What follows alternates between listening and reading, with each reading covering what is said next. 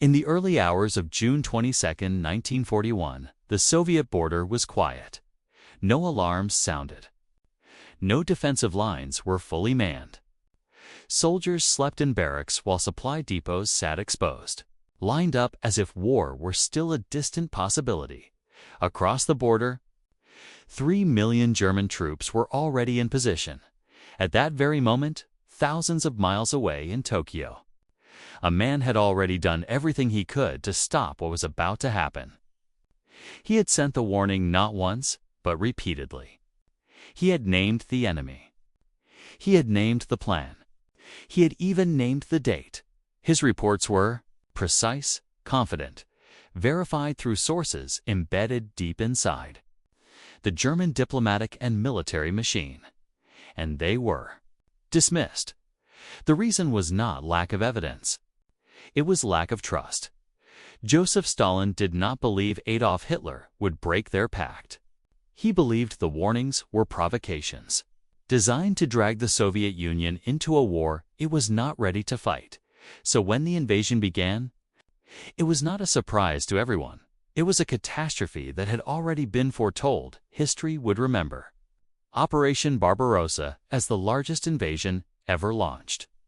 What it rarely remembers is that the truth had arrived early, clear, specific, and undeniable.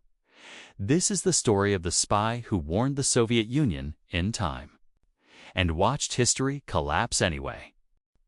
By the spring of 1941, Europe was already bleeding. Poland had fallen. France had collapsed. The German war machine appeared unstoppable, rolling westward with a speed that rewrote military doctrine. Yet on the eastern edge of the continent, a fragile calm held. The Soviet Union and Nazi Germany were bound by a pact paper-thin, but politically convenient. For Stalin, the agreement bought time.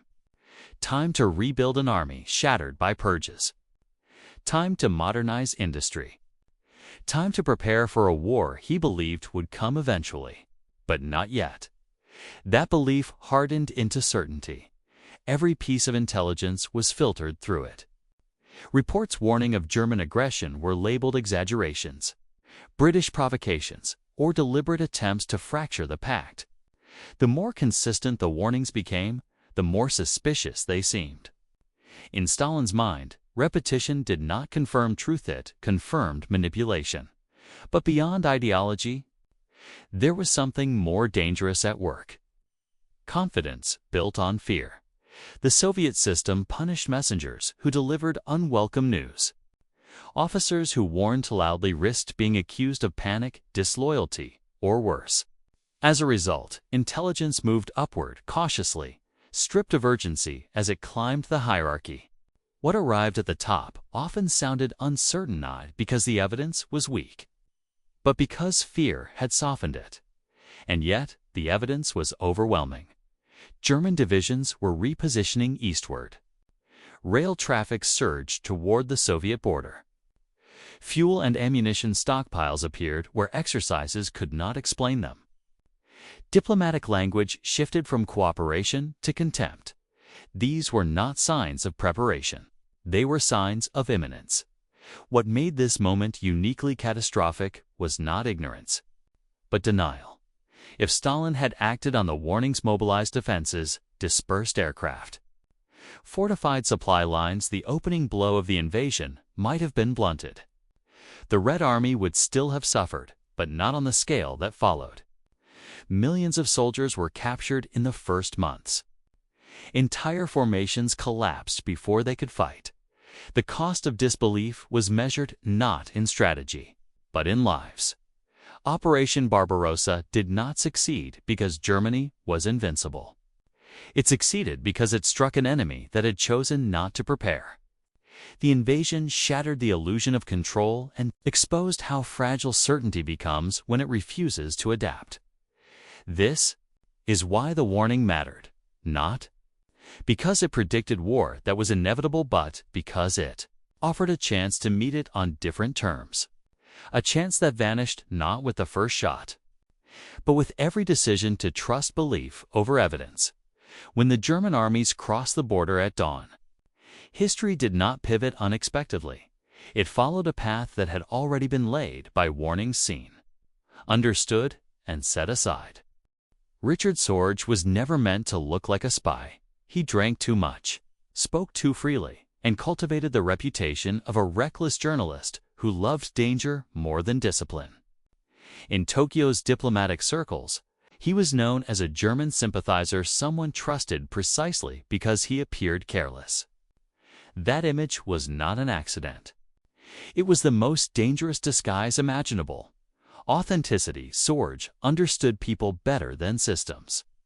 He knew that power listens not to perfection, but to familiarity. So he embedded himself where certainty felt comfortable. He befriended German diplomats. He gained access to internal conversations. He became indispensable, not by secrecy, but by presence. Behind that facade, he ran one of the most effective intelligence networks of the war. Sorge's value did not come from a single source. It came from convergence. German embassy officials spoke openly around him, convinced of shared loyalty. Japanese contacts provided insight into regional strategy. Patterns emerged quietly, consistently, and with terrifying clarity. By early 1941, Sorge no longer dealt in suspicion. He dealt in confirmation. He knew Germany was preparing to strike east. He knew the scale would be unprecedented. And eventually, he knew the date. Not an estimate. Not a range. A moment, he sent the warning. It traveled through channels that should have mattered. It carried details that could not have been guessed. It aligned with other intelligence streams that, taken together, painted a single picture. And still, it failed. Sorge's greatest strength became his greatest liability, because he sounded certain, because his reports left little room for interpretation, and because certainty threatened a leadership that had already decided what it wanted to believe in Moscow. The warnings landed inside a system trained to distrust its own messengers. Stalin's paranoia did not create ignorance, it created selective hearing. Intelligence that matched expectation was accepted. Intelligence that contradicted it was framed as deception. Sorge's reports were classified as provocations. British manipulation. Psychological warfare. No one asked how a journalist in Tokyo could fabricate details that matched movements on the ground.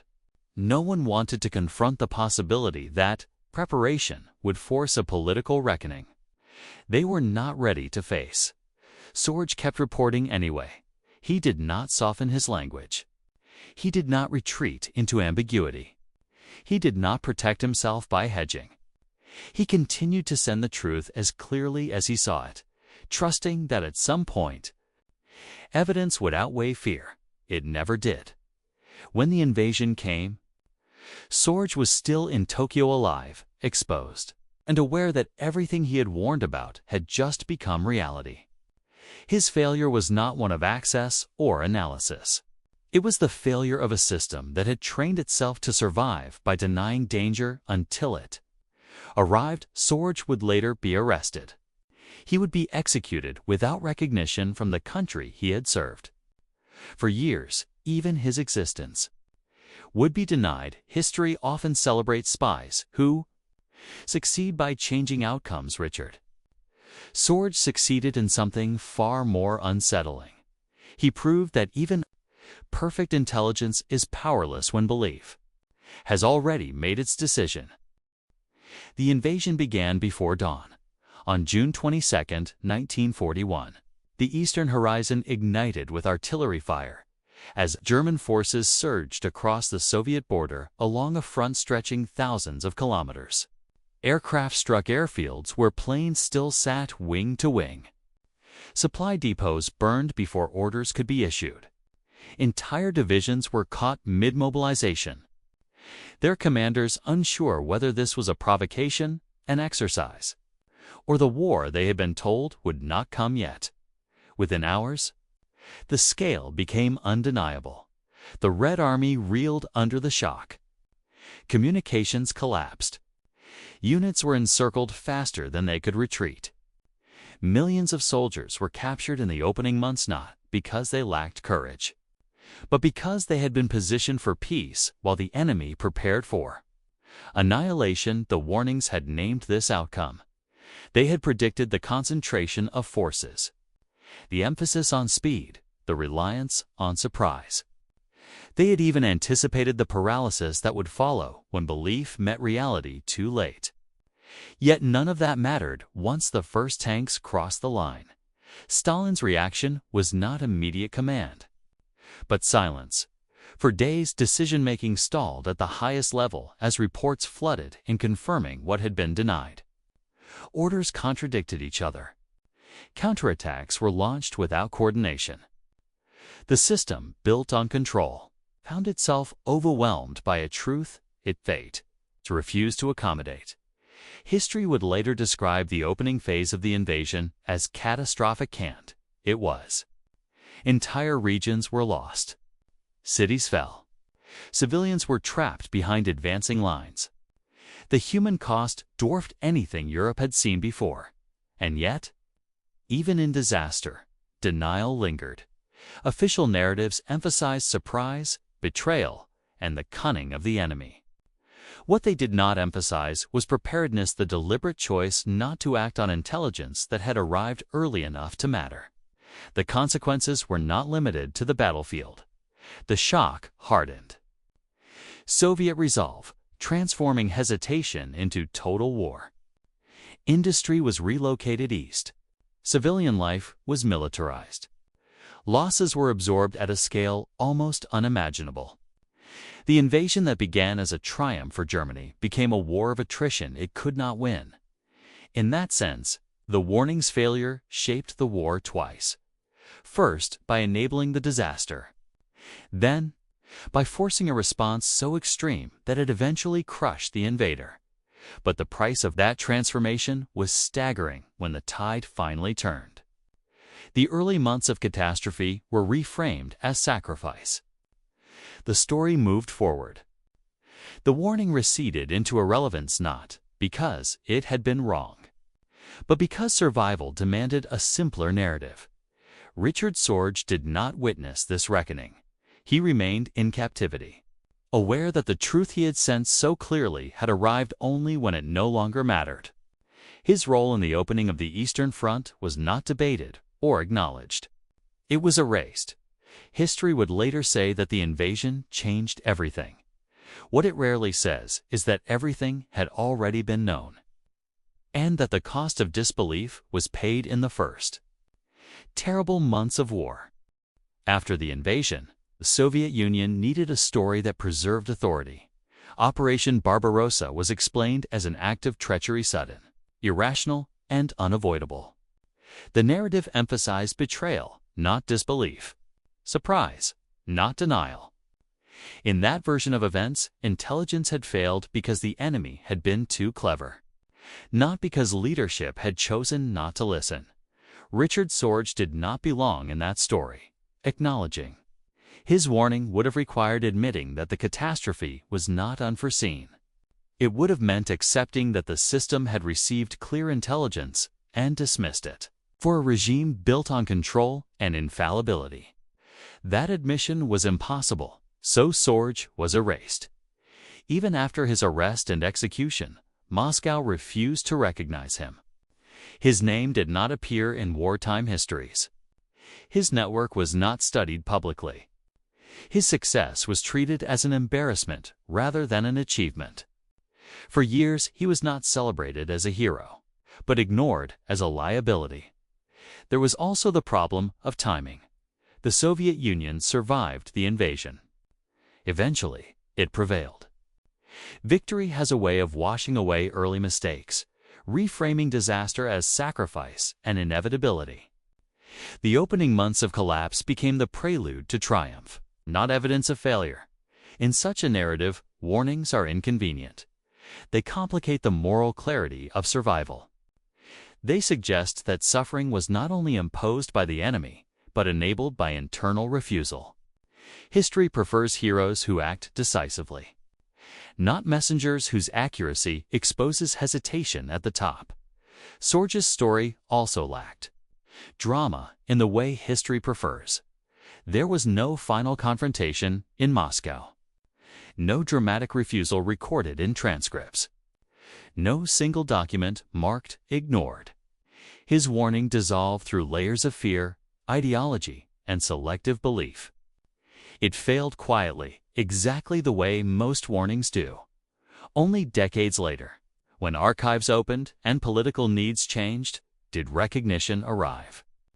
By then, Sorge was no longer dangerous. He could be praised without consequence. His name could be restored without challenging the foundations of power. But delayed recognition does not change outcomes. History can forgive itself by honoring the forgotten, without ever fully confronting why they were forgotten in the first place. The lesson of this story is not that intelligence failed, it is that intelligence worked and was refused. Richard Sorge proved something deeply unsettling, that the most dangerous barrier to truth is not secrecy, but belief. When leaders commit to a narrative, evidence does not compete with it. It threatens it, and threats are managed, not welcomed. Modern intelligence systems now speak openly about cognitive bias, confirmation, and denial. They train analysts to challenge assumptions and reward dissent. These doctrines did not emerge from theory. They were written in the wreckage of moments like June 1941. But doctrines arrive after the cost has been paid. The Eastern Front would consume millions of lives before the war ended. Cities vanished. Generations were scarred. And all of it began with a moment when preparation was still possible, when action could have reduced the blow, even if it could not prevent the war. That moment passed, not because the warning was unclear, but because clarity demanded courage. When we look back at the quiet Soviet border on that June morning, we are not witnessing the start of an inevitable catastrophe. We are witnessing the end of a choice, the last point at which evidence still had the power to change outcomes. History often tells us that disasters happen because no one knew.